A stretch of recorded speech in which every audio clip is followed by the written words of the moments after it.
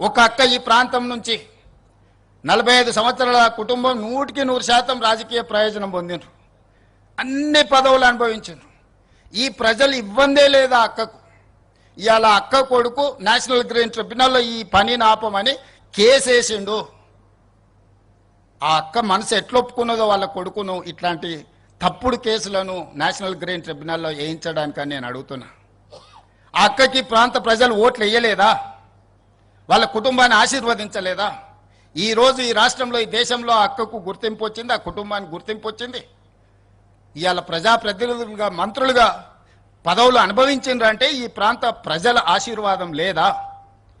ఈ ప్రాంత ప్రజల ఆకాంక్షలకు వ్యతిరేకంగా ఈ ప్రాంత అభివృద్ధిని అడ్డుకోవడానికి నీ కన్న కొడుకే ఎన్జిటిలో కేసు వేస్తుంటే ప్రజాప్రతినిధిగా మీరు కొనసాగడానికి అర్హత ఉందా అని చెప్పి నేను ఆ అక్కని సందర్భంగా అడగదలుచుకున్నా.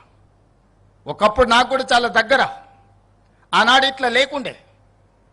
మరి ఈనాడు అట్లా తయారవ్వడానికి కారణం ఏందో నాకైతే తెలియదు. మంచి చెడు రెండు ఉంటాయి. మన సహవాస దోషం వల్ల మంచి వాళ్ళతో ఉంటే మంచిగా ఉంటాం, చెడు స్నేహం చేస్తే చెడిపోతారని పెద్దలు చెప్పారు. మంచి వాళ్ళని 10 రూపాయలు ఇచ్చి దగ్గరికి తెచ్చుకోవాలి, చెడు వాళ్ళు ఉంటే 10 రూపాయలు ఇచ్చి వాళ్ళ స్నేహాన్ని విడిపించుకోవాలని పెద్దలు చెప్పారు. ఈ చిన్న సూత్రం ఆ అక్కకు అర్థం కావడం లేదా అని నేను అడుగుతున్నా. అందుకే ఈ వేదిక మీద నుంచి అక్కగారికి సవినయంగా విజ్ఞప్తి చేస్తున్నా. ఈ ప్రాజెక్టును అడ్డుకోవడానికి నీ పుత్రరత్నం వేసిన ఎన్జిటి కేసును తక్షణమే ఉపసంహరించుకోండి, లేకపోతే ఈ ప్రాంత ప్రజలు మీ కుటుంబాన్ని సామాజిక బహిష్కరణ చేసే పరిస్థితి వస్తుంది, అంత దూరం రానియొద్దు అని చెప్పి నేను వారికి సూచన చేస్తున్నా. వారి వెనకాల ముసుగు దొడుక్కొని దాక్కున్న వాళ్ళకు కూడా నేను చెప్తున్నా, మీ వల్ల కాని పనులు చాలా మేము చేస్తున్నాం. మీరు ఇట్లనే ఉంటే ఆ హోదా కూడా మిగలదు. ఇలాంటి చిల్లర మల్లర ప్రయత్నాలని మానేయమని ఆ వెనకాల దాచుకొని ముసుగు దొడుక్కొని మూసి అభివృద్ధి కార్యక్రమాన్ని అడ్డుకుంటున్న వాళ్ళకు కూడా నేను సూచన చేస్తున్నా. ఇది రాజకీయ వేదిక కాదు, కానీ ఈ ప్రాజెక్టుకు సంబంధించిన అంశం కాబట్టి ఈ వేదిక మీద నుంచి నేను ప్రస్తావిస్తున్నా. ఏది ఏమైనా 600 అక్కడి సూర్యుడు ఇక్కడ మొలిసిన ఈ ప్రాజెక్టు చేసి తీరుతాము. ఇది మా దీక్ష, ఇది మా శివ దీక్ష. రామప్ప మందిరం ఆనాడు పనులు మొదలుపెట్టినప్పుడు అక్కడ దర్శనం చేసుకొని రుద్రదేవుడు నిర్మించిన రామప్ప ఆలయంలో మొక్కుకొని బయలుదేరినాం.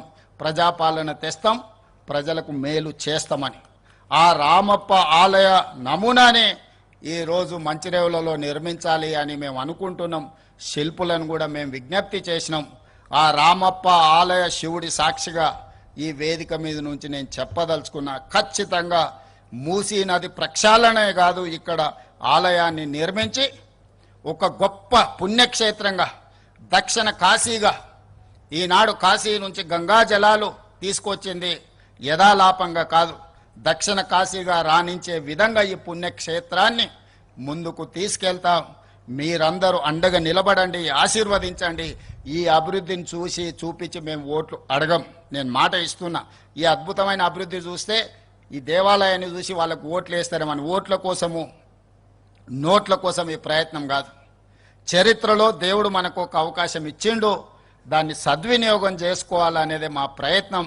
దయచేసి సహకరించాల్సిందిగా అందరికీ విజ్ఞప్తి చేస్తూ, ఇంత మంచి కార్యక్రమాన్ని వేద పండితుల పర్యవేక్షణలో ఒక అద్భుత కార్యక్రమాన్ని నిర్వహించిన మూసీ రివర్ డెవలప్మెంట్ అధికారులను అందరినీ కూడా మనస్ఫూర్తిగా అభినందిస్తూ, chief secretary, DGP, grey hands, ఇతర ప్రభుత్వ శాఖలను అన్నిటిని కూడా అభినందిస్తూ మీ అందరి దగ్గర సెలవు తీసుకుంటున్న. ధన్యవాదాలు మిత్రులారా, ధన్యవాదాలు.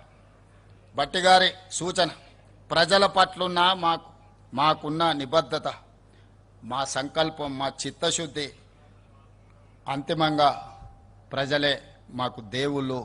వాళ్ళ ఆదేశాల మేరకు మేము ముందుకు సాగుతామని చెప్పి మీ అందరికీ తెలియజేస్తున్నాం. గౌరవనీయులైన ముఖ్యమంత్రి గారు ఇప్పుడు సన్మానం చేస్తారు వేద పండితులు.